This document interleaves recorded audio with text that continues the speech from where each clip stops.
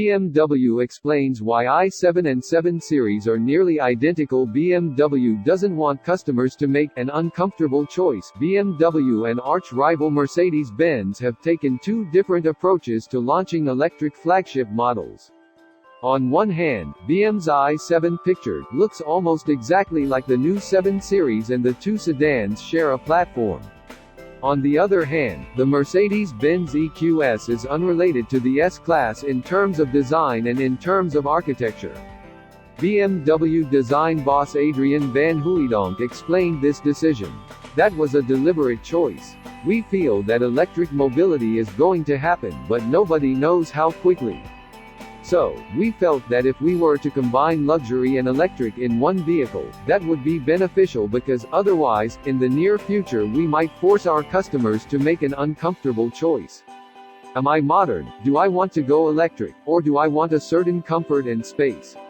So, that's almost an unfair decision that we don't want our customers to make, he told Autoblog on the sidelines of the Villa d'Est Concours d'Elegance. He stopped short of revealing if this strategy will permeate the rest of the range in the coming years, though we've seen it before. The X3 sold in some global markets is nearly identical to the X3 save for a handful of trim pieces inside and out and, of course, its drivetrain.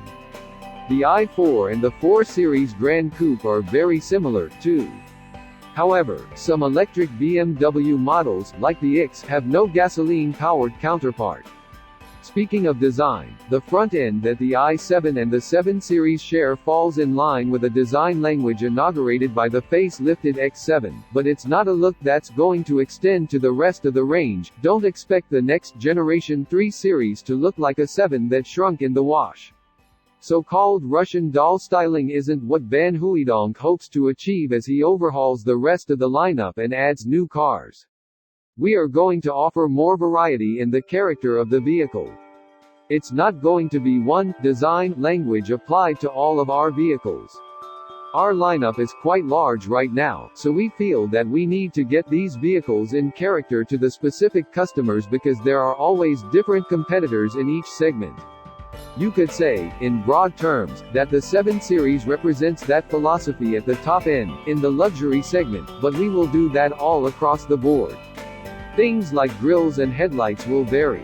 The front-end design you saw on the i7 we will reserve for cars like the 7 Series, the X7 and the XM. We will do different interpretations for different vehicles, he summed up.